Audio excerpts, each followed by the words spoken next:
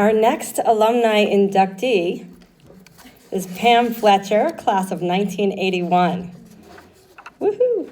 Pam is a lifelong New Englander and was a fixture on the U.S. ski scene for many years. A 1988 Olympian, a 6-time national champion, and 9-year veteran of the U.S. ski team from 1980 to 1989. Over her ski team career, Pam had 8 top 10 and 15 top 15 World Cup finishes. In addition to her membership on the 1988 U.S. Winter Olympic team, Pam was also a member of the 1987 and 1989 FIST World Championship teams.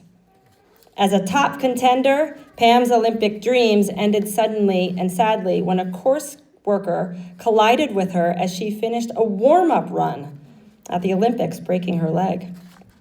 This led, though, to Pam's broadcast debut on ESPN with Bob Beatty covering World Cup skiing while she recovered from her injury. Following her retirement from ski racing, Pam had an active broadcast career, including coverage of the Albertville and Lillehammer Olympic Games for Turner Broadcasting, as well as covering other ski events for various networks, including ABC, NBC, CBS, Fox Sports, and the Outdoor Life Network. More recently, Pam was a key member of the team relaunching the World Pro Ski Tour and provided color commentary for the tour's coverage on CBS Sports Network for 7 seasons. Pam continues her lifelong connection to ski racing through her many friends in the ski community and around the world. So, with that, we will now welcome Larry Herrick to present for Pam. Larry wore many hats during his 17 years of service at SMS, from teaching English and helping with college placement and academics to working as dean of students, assistant head of school, and head of school. Larry was Pam's English teacher while she was at SMS, and they have remained close friends for many years. Please welcome Larry Herrick, presenter and friend of Pam Fletcher. All right, good afternoon, everyone. I can't see any of you. When Morgan first called me in New Mexico, she asked if I was feeling sufficiently unhinged to take on this task of flying east and offering an intro for Pam Fletcher's induction into the Hall of Fame at SMS.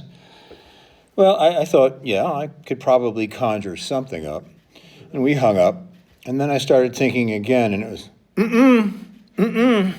baby, you don't want me up here, you want FEMA. Because we're dealing here with a force in nature. A force in nature with a 40,000-watt smile. Now, not long after I started at SMS, I had my first in-the-wild observation of alpine racers.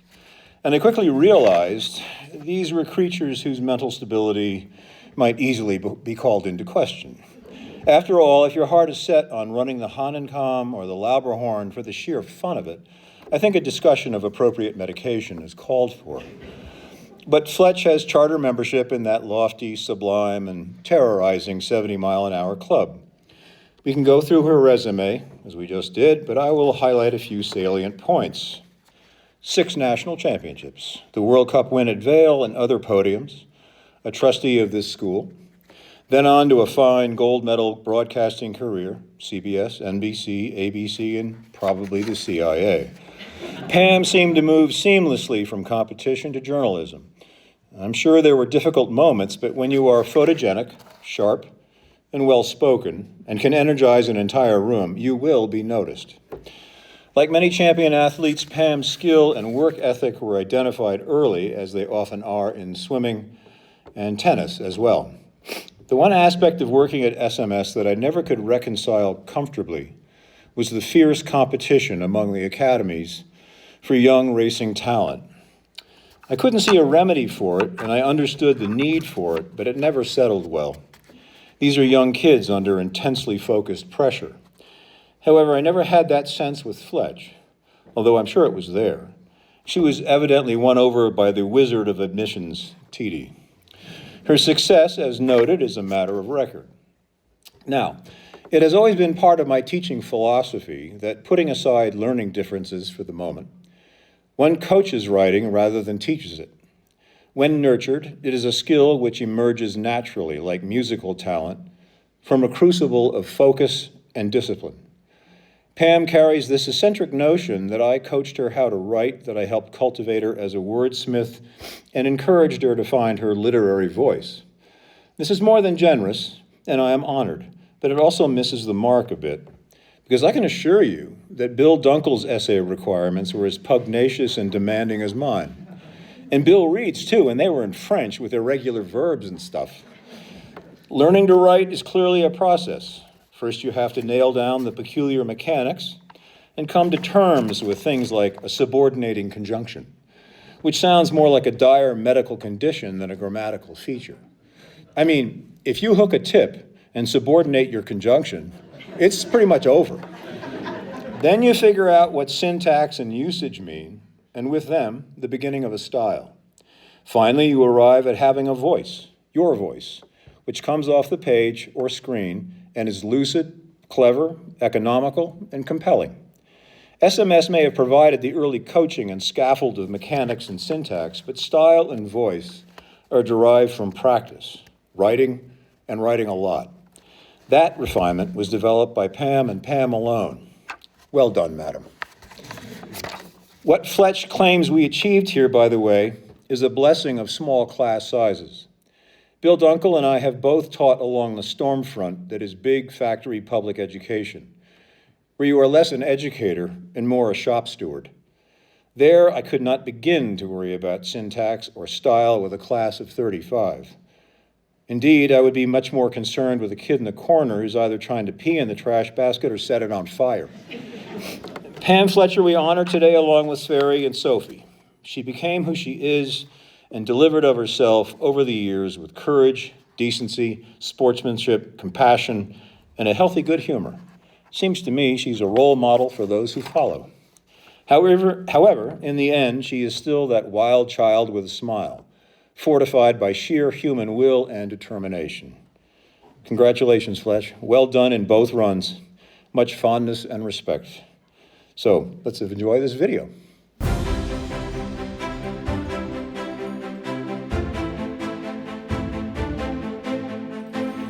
And what about Pam Fletcher? She's been skiing very well in practice. It's fantastic to finally see some talent coming up and coming to fruition on the American team, and Pam Fletcher is that. She's skiing well, she's coming into this race with confidence, and she's been skiing well in training. Top 3, top 5, top 10 finishes. She's going to be going all out as well. Well, I know that deep inside, I can do it, and I can ski with the best in the world, and I can ski fast with the best in the world.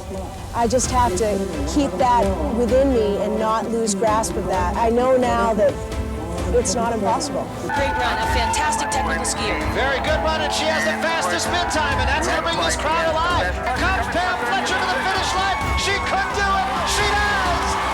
1:54.28. What a run for Pam Fletcher. And right now, we're going to take you out to the third member of our broadcast team, Pam Fletcher. She's down in the finish. Thanks, Steve. You know, the skiing in St. Anton is some of the best you'll find in the world, but the après ski scene here is legendary. Wow. 954 steps later, I am at the top of the Lyskatsbakken ski jumping arena, which was built for the 1994 Winter Olympic Games in Lillehammer, Norway. World Cup ski racing in Canada dates back to 1980, when the first men's downhill was held here in Lake Louise. Boy, you've really laid one down today. It's the best result of your career. It's an excellent form of transportation, especially for those that live above the village of Wengen and need to get down to town in a hurry.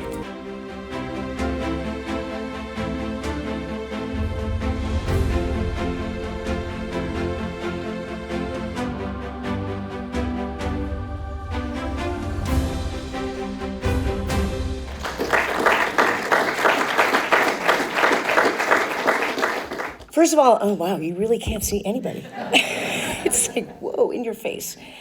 First of all, thank you, Morgan, and thank you, Larry, for your kind and generous words. It's truly an honor to be inducted into the Stratton Mountain School Hall of Fame alongside Sverre Caldwell and Sophie Caldwell Hamilton. It's amazing. It's the legacy that this school, or the legacies that this school continues to put forward out onto the hill is just wonderful, and truly grateful to be a part of this.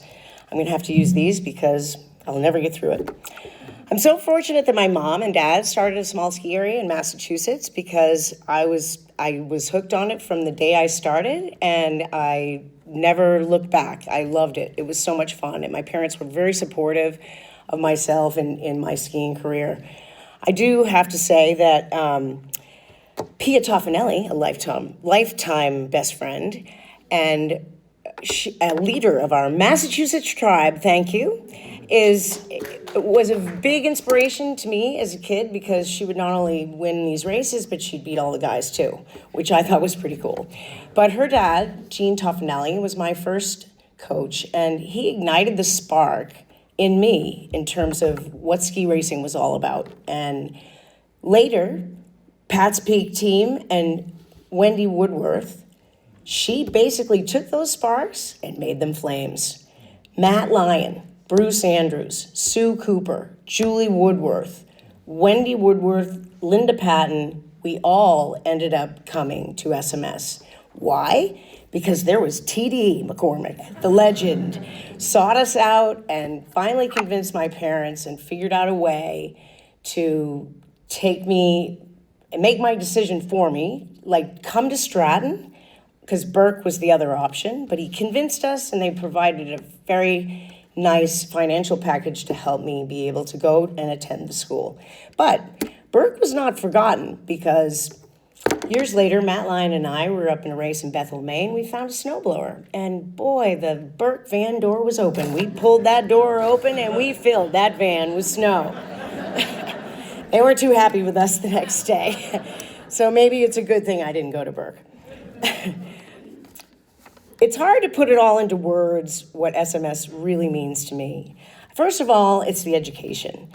Because the demands of ski racing and my class schedule and how to juggle all of that, how much time did I spend in class? Not too much. But my teachers were very gracious and helped me be able to get through my studies. And I loved going to class because we had great teachers. You know, we had Herrick and Dunkel and Reed and Bugle and DeSantis, and they made class fun. They made it entertaining. They tried to captivate your attention, and that's really the best way that you can learn. I mean, Larry's class, that was like a cross between Shakespeare, improv theater, and Monty Python. But, you know, he captivated our attention, and that way the material was definitely embedded into your head after one of Larry's classes pretty much every single time. But Larry, you helped me find my voice as a journalist, broadcast journalist. And I'm forever grateful because it was a really fun time in my life. I really enjoyed doing TV work, and thank you for finding my voice. But, you know, I was talking to Steve the other day, and he's asking, you know, if you can find a way to shut it off.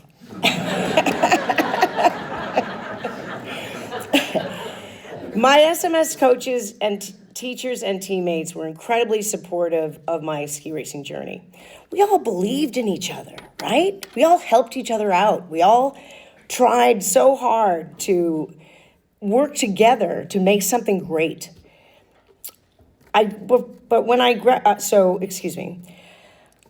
made the U.S. ski team in 1979 as a tech skier, but when I graduated from SMS in the spring of '81, I didn't have enough credits, so I knew I was going to come back and have a PG year. But that same spring, I was kicked off the team, and the ski team, the U.S. ski team. And maybe I didn't have enough credit there either. But Fritz Villant and Dave Ojala, they were the game changers. They thought I should change my plan and become a downhill specialist. That transformation from a tech skier to a speed specialist, not so simple. I mean, Fritz used to call me the Italian goat because I looked like a goat being tossed out of a moving vehicle at 80 miles an hour when I'd go off a jump. Like, it was not good. So overcoming the fear of the speed and getting more comfortable and confident over time was great. But that camp that we went to in the fall of 1982 in Countertal, Austria, wow, what a camp. I mean, that's when we trained with the Brits. We worked hard on and off the hill, and We just bonded. It was a wonderful, wonderful trip. And I fell in love with being a speed skier. And I owe it all to not only Dave Ojala and Fritz Vallant, but to my women teammates that were there at the time. My gosh, we had such a good time at that trip. I'll never forget it. And it really transformed me into something that I honestly wasn't sure I would have ever become. So this brings me to full circle about what I love most about SMS. It was the friendships I forged. And that counter-tall trip, I mean, I can't even describe to you. When you get kicked off the U.S. ski team, you feel kind of like your life is over. You're done. You don't have another shot to get back on the team. And so making a transition from tech to speed, as Dave and OJ saw, OJ and Fritz saw, that was the only way that I had a shot at getting back on. Because of their perseverance with me and my determination, I did make it back onto the team in the fall of '82 and stayed on the team through the rest of my career. And I can't thank SMS enough for all of what happened during that experience. So that brings me full circle to what I loved most about SMS.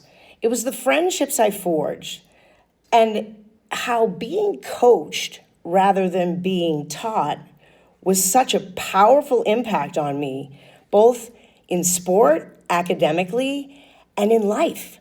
I mean, it would change my world, really did. And we all have become such a supportive family. This SMS group is a family. Juju and the rest of the Woodworth family, rest of the Woodworth clan, Teeny, Benzie, Ann, and Amo, the Reichhelms, the Morgans, the Margles, the Nadells, the Frosties, the Hardys, and the Chappells, and so many other SMS families. I could go on and on, but you got the Johnny Moe and the Dan McKenna, and the Janet Doolin, Coop, Abdow, Willie, Rue, Lou, Lenny, Toddy, Frosty, Pundy, Presty Pizza. They're all so much of such a big part of my life, and I'm so grateful for the experiences that we had with each other along the way. Because, it's really not about the medals and the awards that you win. It's about the journey and the people that you meet along the way, and those friendships, those relationships, that's what really enriches your life. That's what the gold medal is all about. That's the thing that you just can't get any other way but through that path that you take.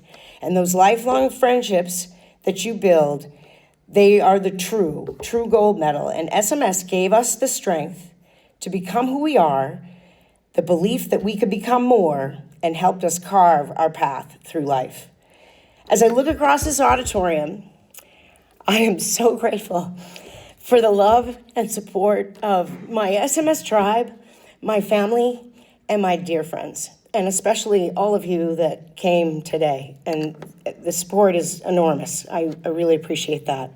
I would never have been able to achieve my goals or become the person I am today without the support and the belief from all of you. Thank you, Steve, for igniting Honor the Legacy, Fuel the Future. Hopefully the scholarship fund will help pave the way for future SMS Olympians. I can't thank you all enough. I can't thank Stratton Mountain School, my teammates, my friends here. What an honor. Thank you for this award.